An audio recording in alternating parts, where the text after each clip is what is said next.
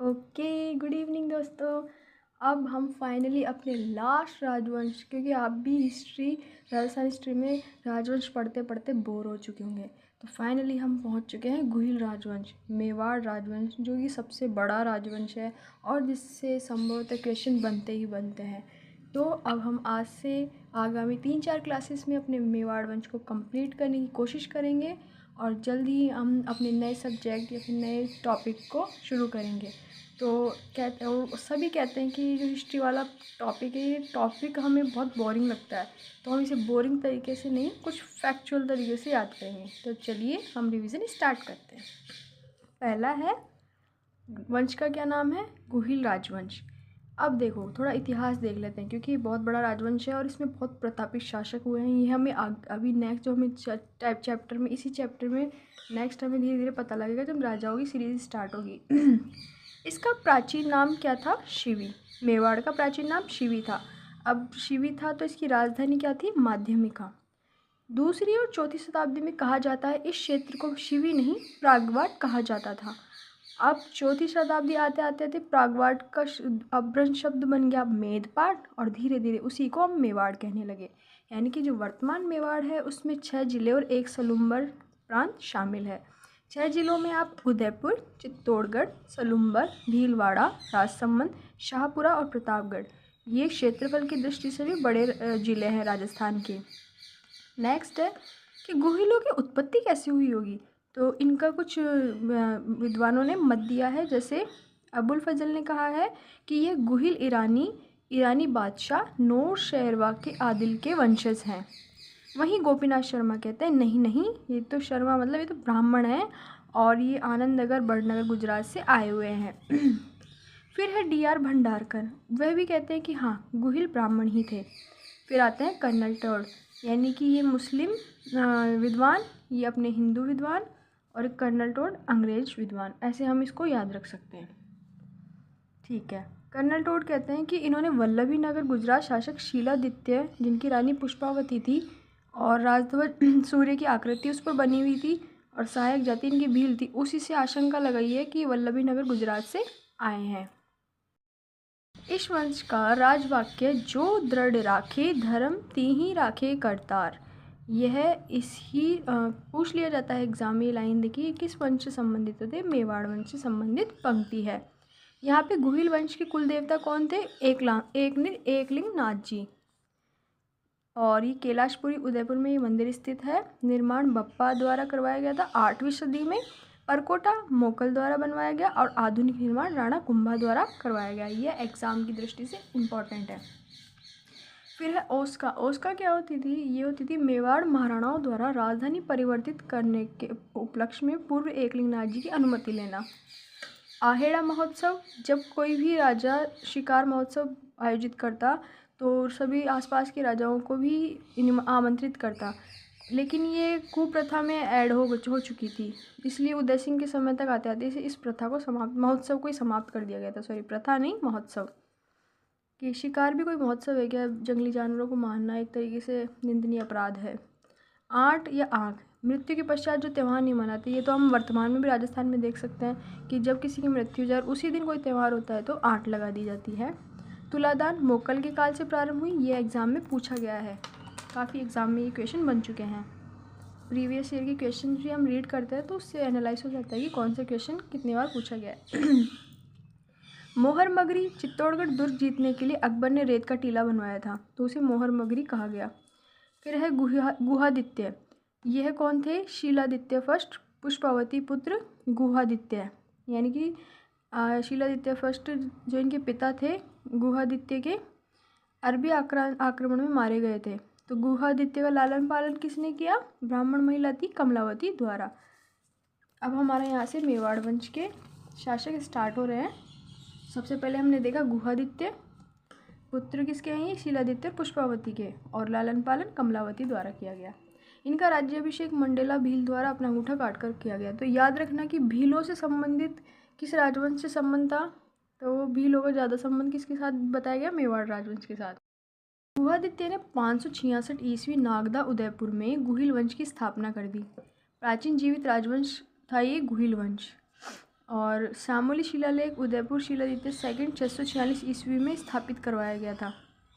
शामली शिलालेख किसने स्थापित करवाया था? शिलादित्य सेकंड कौन थे? गुहादित्य के सॉरी शिलादित्य अब नेक्स्ट आएंगे। शिलादित्य फर्स्ट तो गुहादित्य के पिता थे। फिर उसके बाद है भोज, फिर है महेंद्र फर्स्ट, फिर नागादित्य, शीलादित्य, ये क्रम हमें याद रखने हैं। फिर महेंद्र सेकंड, ये क्रूर हो गए थे इसलिए भीलों द्वारा इनकी हत्या कर दी गई। इसलिए एक राजा को चाहिए कि वो मध्यम मार्गी हो, न ज़्यादा क्रोध न ज़्यादा प्रेम, अपनी प्रजा को मतलब हर तरीके से उनकी रक्षा करने वाला हो। बप्पा रावल शीलादित्य सेकंड के वंशज थे। बप्पा रावल कवि राजा श्यामल दास की ग्रंथ है वीर विनोद, उसमें क्या लिखा हुआ है कि बप्पा रावल महेंद्र सेकंड के वंशज हैं। महेंद्र सेकंड की जब हत्या हो गई भीलों के द्वारा, तो उसके बाद बप्पा हारित ऋषि की शरण में चले गए कि अब क्या किया जाए। तो इनकी गाय चराते शिष्य बन गए। तो 734 ईस्वी में इन्होंने आशीर्वाद दिया, जा तो चित्तौड़गढ़ में मान मौर्य करके राजा है मौर्य वंश का, उसको हराकर गद्दी पे बैठ जा। तो ये शासक बन गए वहाँ के। अब इसी से संबंधित आपको रणकपुर प्रशस्ति याद रखनी है। रणकपुर प्रशस्ति में बप्पा रावल कालभोज को अलग अलग नाम से, कालभोज अलग थे और बप्पा रावल अलग थे, जबकि जो बप्पा रावल है इन्हीं का नाम कालभोज था। लेकिन रणकपुर प्रशस्ति कहती है नहीं, ये दो अलग व्यक्ति थे। इनकी और उपाधियाँ चकवे, राजगुरु। सीवी वैदिक ने तुलना की किससे? इनकी चार्ल्स मेटल से की इनकी तुलना। बप्पा ने सोने के सिक्के चलाए, 115 ग्रेन का सोने का सिक्का प्राप्त हुआ। अरबी आक्रमण, जुनैद इराक राजा हज्जाद को इन्होंने पराजित किया था। राजधानी नागदा उदयपुर, पाकिस्तान में रावलपिंडी शहर की इन्होंने स्थापना की, यानी कि अपने आप में बप्पा रावल बहुत शक्तिशाली समर्थ राजा हुए थे। कैलाशपुरी में एक लिंगनाथ मंदिर का निर्माण करवाया। कर्नल जेम्स टोड ने बप्पा रावल की मृत्यु मध्य प्रदेश खुरासान प्रदेश को बताया।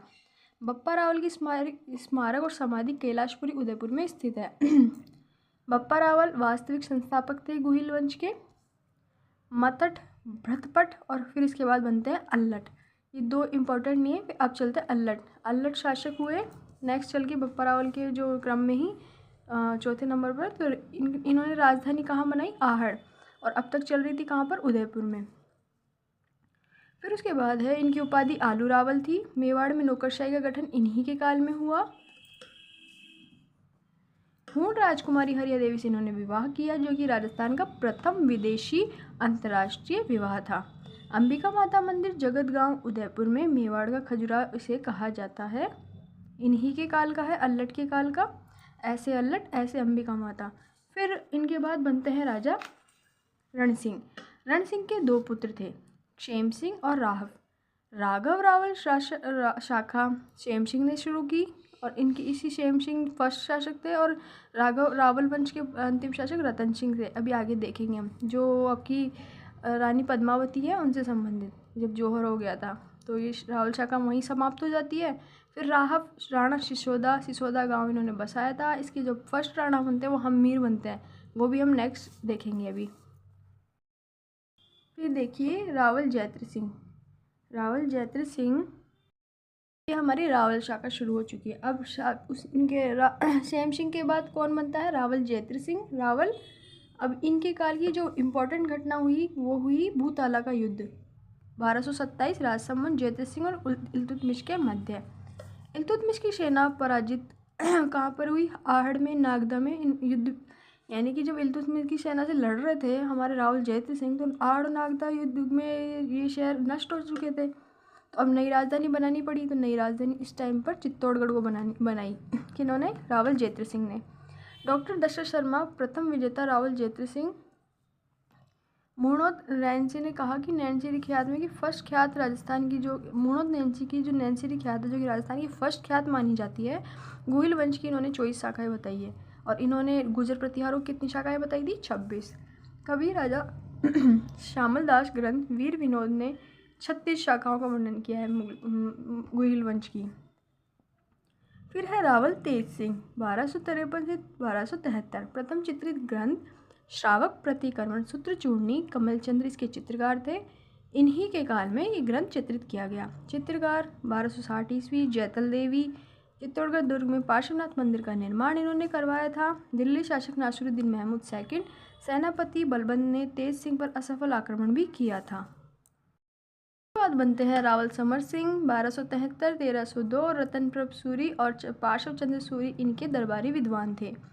इन्होंने हत्या पर प्रतिबंध लगाया था और समर सिंह के पुत्र थे दो, कुंभकर्ण और रतन सिंह। कुंभकर्ण को इन्होंने नेपाल भेज दिया, वहाँ उन्होंने गोहिल वंश की स्थापना की। फिर बनते हैं रावल रतन सिंह, जो कि जौहर से संबंधित पद्मावती मूवी भी बनी थी, वो इन्हीं राजा से संबंधित थी। 1302 से 1303 रानी पद्मनी सिंहल द्वीप की राजकुमारी थी। श्रीलंका शासक गंधर्व सेन की पुत्री थी। इनकी माता चंपावती थी, जो कि पूगलगढ़ बीकानेर की राजकुमारी थी। राघव चेतन ने पद्मनी के बारे में किसको बताया? रावल रतन सिंह को। फिर राघव चेतन से रतन सिंह की कुछ अनबन हो गई तो उन्होंने दरबार से निकाल दिया और राघव चेतन एके के पास गए, यानी कि अलाउद्दीन खिलजी के पास गए। यहाँ पर मलिक मोहम्मद जायसी का एक ग्रंथ आता है पद्मावत, उसमें अलाउद्दीन खिलजी ने रानी पद्मनी को पाने हेतु चित्तौड़गढ़ पर आक्रमण किया। गोपीनाथ शर्मा और दशरथ शर्मा भी इस मत का समर्थन करते कि हाँ आक्रमण हुआ था, और GH ओझा बोलते हैं कि नहीं, ये तो कोई काल्पनिक घटना है। अलाउद्दीन खिलजी ने रणथंभौर से गुजरात तक का साम्राज्य का विस्तार कर लिया अपना, और रतन सिंह सेनापति थे। रतन सिंह के सेनापति कौन कौन थे? गोरा बादल, जो कि चाचा भतीजा थे, और पद्मनी के भाई भतीजा भी लगते थे। तो रतन सिंह भी वीरगति को प्राप्त हुए, यानी कि उन्होंने केसरिया किया, और गोरा बादल भी शहीद हुए। पद्मनी ने 1600 महिलाओं के साथ जौहर किया, जो कि राजस्थान का सबसे बड़ा जौहर माना जाता है। मेवाड़ इतिहास का प्रथम शाखा अगस्त 1303, केसरिया जौहर दोनों हुए थे। आज वर्तमान में भी चैत्र कृष्ण एकादशी को जौहर मेला लगता है। एके चित्तौड़गढ़ विजय, इसका वर्णन खजाइन उल फतूह ने किया। यह एग्जाम में पूछ लिया गया है क्वेश्चन। रावल रतन सिंह की सहायता करते हुए सिसोदा सामंत लक्ष्मण सिंह 7 पुत्रों के साथ शहीद हुए थे। खिजराबाद परिवर्तित नाम, मेवाड़ का परिवर्तित नाम क्या कर दिया? खिजराबाद। अलाउद्दीन खिलजी ने एक पुल भी बनवाया था, गंभीरी नदी, और चित्तौड़गढ़ में धाबाई पीर की दरगाह बनवाई, शिलालेख स्थापित करवाया, उसमें खुद को लिखवाया संसार की छाया, यानी कि संसार का रक्षक। ये सब किया उन्होंने कब? जब उन्होंने मेवाड़ जीत लिया। 1303 से 1313 एके का पुत्र बनता है यहाँ पे नेक्स्ट शासक। फिर उन्होंने कार्यभाग किसको सौंप दिया? मालदेव चौहान को। मालदेव चौहान के भाई, कानड़देव का भाई था मालदेव चौहान, जिसे मुंशाला राजा भी कहा जाता था। अब इनके बाद बनवीर सोनगरा चौहान यहाँ पर बैठते हैं। इनके बाद विशिष्टता के हमीर ने 1326 में, यानी कि लगभग 10 साल के अंदर बनवीर सोनगरा को पराजित कर वापस से मेवाड़ को अपने अधिकार में ले लिया। अब यहाँ से रावल शाखा तो होती है ख़त्म, फिर स्टार्ट होगी सिसोदिया शाखा, और सबसे पहले शासक बनेंगे हमीर। तो हम देखेंगे राणा हमीर को नेक्स्ट क्लास में। यानी कि अब हमारा मेवाड़ वंश शुरू हो चुका है, और इसे हम बहुत अच्छे तरीके से इसके इम्पोर्टेंट फैक्ट जो एग्ज़ाम में सीधे पूछे जाते हैं, चाहे एग्ज़ाम CET का हो, 10+2 हो, ग्रेजुएशन लेवल का हो, या EORO का हो, या RS प्री का हो, या मेंस का हो, आपको सभी क्लासों में ये इम्पोर्टेंट रूप से, क्योंकि राजस्थान की हिस्ट्री जिन एग्ज़ाम में पूछी जाती है, इससे बाहर कुछ नहीं जाएगा उसमें। तो आप इस क्लास में बने रहिए, आपके आगामी एग्ज़ामों के लिए ये रिवीजन बहुत ज़रूरी है। आप साथ में अपना खुद का भी रिवीजन करते रहें, और इस क्लासों के माध्यम से अपने रिवीजन को और बेहतर मजबूत बनाएं। थैंक यू, मिलते हैं नेक्स्ट क्लास में।